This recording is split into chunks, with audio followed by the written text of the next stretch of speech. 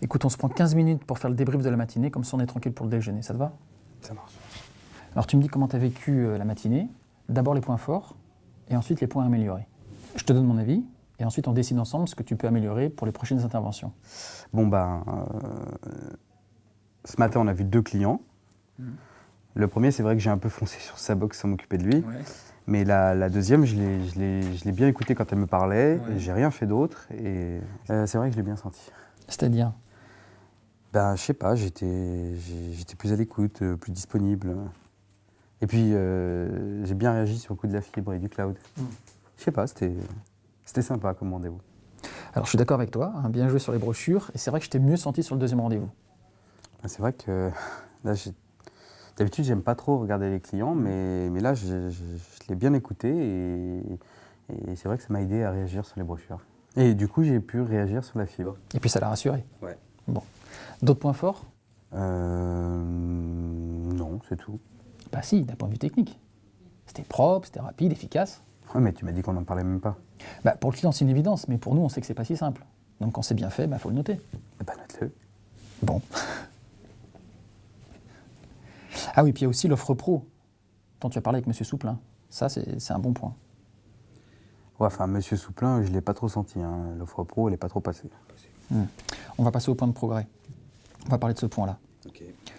Alors, qu'est-ce que tu peux faire de mieux? Ça, là, l'offre pro. Ok. Et quoi d'autre? Je sais pas. Ok. Alors de mon côté, j'ai noté plusieurs points que tu peux améliorer. L'idée, c'est pas de tout changer d'un coup. C'est juste que tu choisisses 1 ou 2 points seulement et que tu les améliores pour les prochaines interventions. Ok. Alors pour M. Souplin, d'abord, tu as demandé son identité avant de te présenter. Et en plus, tu n'as pas cité Télécom Plus. Ah oui. Bon, je pense que tu le fais souvent, hein, mais là, vraiment, il faut le faire à chaque fois. Ok. Alors, un point sur la forme. Parce que parfois, tu dis patientez ou faites ceci, faites cela. Alors, sur le fond, c'est très bien, mais sur la forme, il y a des clients qui peuvent mal réagir. Comment ça, je dis toujours s'il vous plaît? En fait, c'est l'impératif qui ne va pas. Quand tu utilises un impératif, on a l'impression que c'est un ordre. Et donc, même si tu dois demander quelque chose au client, il faut aussi que tu le demandes avec la forme.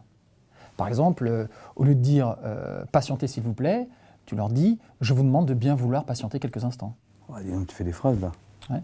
Bon, tu peux dire juste je vous demande de patienter quelques instants. Ouais, c'est mieux ça. Et juste ça fait moins administratif. Tu demandes, mais t'ordonnes pas. Ouais, c'est pas très différent, il doit attendre quand même. Alors, pour certains clients qui ne voient pas la différence, c'est sûr, mais pour ceux qui voient la différence, tu dois le faire. Bon, ok. Sinon, quoi d'autre? Alors, quand tu fais une réparation qui prend un peu de temps, comme tout à l'heure au répartiteur, tu dois expliquer au client ce que tu fais et combien de temps il doit patienter. Ça lui permet de participer et puis ça justifie son temps d'attente. Ouais, je vais pas lui raconter tout ce que je fais en détail quand même. Non, mais c'est juste une phrase. Dans le cas de M. Souplin, par exemple, tu dis juste que tu dois vérifier un branchement dans l'immeuble. Alors, si c'est ça, c'est 10 minutes. Sinon, c'est le répartiteur dans la rue et là, tu en as pour 20 minutes. Tu lui dis que l'appareil que tu as laissé chez lui te permet de vérifier la ligne, mais tu n'as pas à lui donner le nom de l'appareil. Hein. Tu lui dis juste à quoi ça sert. Il s'en moque le client de ce qui va pas, il veut juste que ça marche. Encore une fois, ça dépend. Certains oui, certains non. Toi, par exemple, quand tu vas vérifier ta voiture, tu aimes savoir comment ça marche. Moi, oui. Mais ma femme... Ah, mais tu sais jamais sur qui tu tombes. Dans le doute, tu glisses un petit mot, tu rentres pas dans les détails techniques. Ouais. Ok. Alors sinon, quand tu as parlé de l'abonnement pro avec M. Souplin, tu lui as dit qu'il avait choisi l'abonnement particulier pour faire des économies. Bah ouais, mais ils font tout ça, après ils se plaignent qu'ils n'ont pas le service des pros. Bon, alors sur le fond, bien sûr, tu as raison, mais c'est sur la forme qu'il faut mettre un peu plus de rondeur. Mais ouais, mais il m'avait énervé là avec son si jamais ça tombe en panne. Voilà, c'est ça le point. Même si le client insiste, tu dois rester professionnel.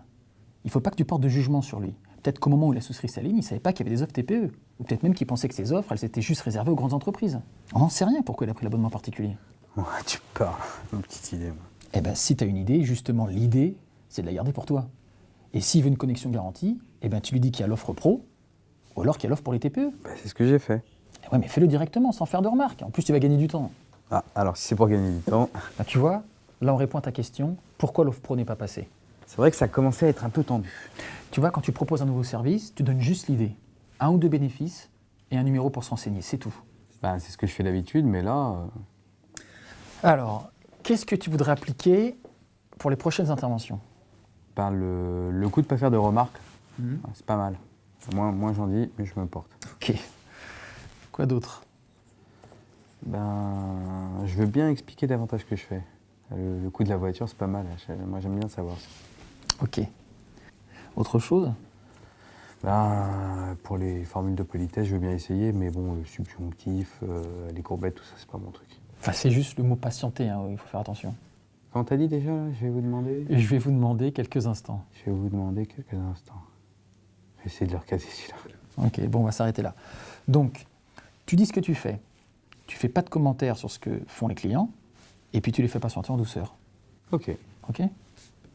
Et bien sûr, tu regardes les clients et tu t'arrêtes quand ils te parlent. Ah oui, ça c'est bon, ça je le fais même. Ok, alors il y a encore un point, et c'est très important.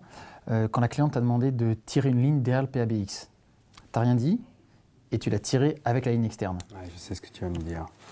J'aurais dû lui facturer ou refuser de le faire. Mais bon, ça va, ça me prend 3 minutes et 5 mètres de câble. C'est bon, avec sur la facture, on peut faire un petit effort, non? Alors effectivement, je vais te demander de le facturer. Mais le plus important, c'est de savoir pourquoi tu dois le facturer. Ouais, parce que c'est la crise, parce que l'actionnaire veut faire de l'argent, parce qu'il faut payer ton salaire. Alors c'est juste, on facture les clients pour payer les salaires, ça c'est la base, mais on a plein de moyens de facturer. C'est quoi la raison qui fait que toi, en particulier, tu dois facturer les actes hors forfait? Je sais pas. Ben cherche. Question de principe. Oui, mais pour quel principe? Tout travail mérite salaire? Exactement. Ça, il y en a pour 2 secondes. Eh ben, c'est là que tu te trompes. Il y en a pour 2 secondes, mais pour qui? Bah pour moi. Et pour ta cliente? Bah je sais pas, je sais même pas si elle pourrait le faire elle-même. Eh ben c'est ça le point. Pour toi, c'est rien, mais pour elle, c'est énorme. Et le fait de facturer tes prestations, ça valorise ton expertise. Parce que là où il te faut, toi, 2 minutes, pour certains, il en faut 10 à 20. T'exagères. Mais pas du tout, c'est toi qui l'as dit. Tu sais même pas si elle est capable de le faire elle-même. Ouais, mais ça me gêne de facturer pour 2 minutes. Ça t'a pris combien de temps pour arriver aux 2 minutes? 10 ans, 20 ans? Si tu factures pas ton travail, il n'a pas de valeur, on est d'accord? Ah bah si. Bah non. Si c'est pas payé, ça vaut rien. La cliente va continuer à penser que ça vaut rien, et elle t'en sera même pas reconnaissante. Bah si, puisque tu lui as pas montré que ça prenait du temps, ou que ça demandait de l'expérience. Non, mais facturer une prestation hors contrat, c'est montrer ta valeur ajoutée, à la cliente et en interne. Tu te rends compte du boulot que tu fais, que personne ne voit? Même moi, si j'étais pas venu, je l'aurais pas vu. Ouais, mais ça me gêne de les faire payer.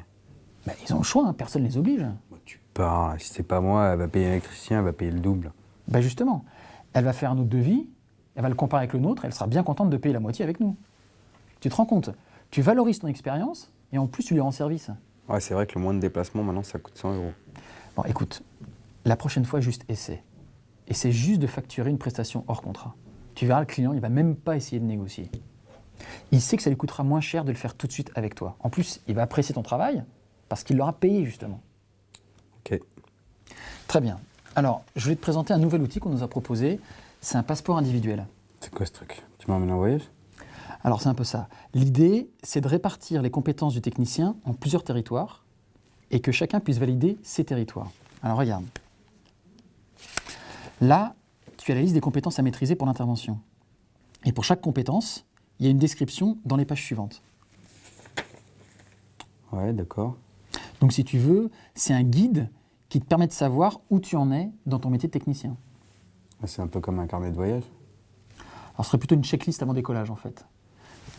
Tu vois, tu vérifies de temps en temps où tu en es et si tu es en forme pour une intervention. Et je dois le lire avant chaque intervention? Non, non, non, c'est juste qu'on a fait un accompagnement et 1 ou 2 fois entre chaque accompagnement. Ah bon? Et qu'est-ce que je dois faire là? Par exemple, dans l'accompagnement de ce matin, on n'a vu que quelques points seulement du passeport. Donc, on a vu la relation client. Et on n'a pas abordé, par exemple, la sécurité. Parce qu'il y avait rien d'important à dire dessus. Ah ouais. Donc, à la fin de l'accompagnement, tu ne regardes que la relation client. Ah ouais, c'est moins long comme ça. Alors, regarde. Voilà, dans la relation client, il y a un point sur ton attitude. Donc, il y a le regard, la réponse aux questions et la courtoisie. D'accord. Alors, sur l'attitude face au client, il y a plusieurs niveaux. Voilà, chaque niveau est expliqué, tu vois. Ah ouais, attends. Ouais, bah là, moi, je suis pas au top. Là, je suis plutôt entre les deux. Là. Eh ben, si tu penses que tu es entre les deux, ben, tu coches entre les deux. Vas-y. Ok. Tiens, mets la date d'aujourd'hui.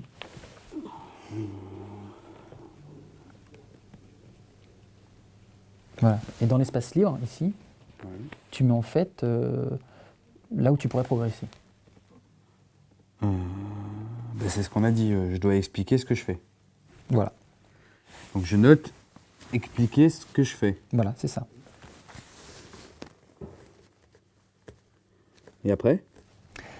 Bon, a priori, dans quelques semaines, tu auras oublié ce qu'on s'est dit aujourd'hui.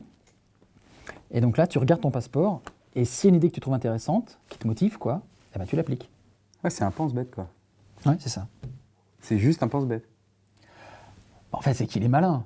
Parce qu'en fait, il est spécifique à ton métier. Puis en plus, là, maintenant, là, tu l'as personnalisé.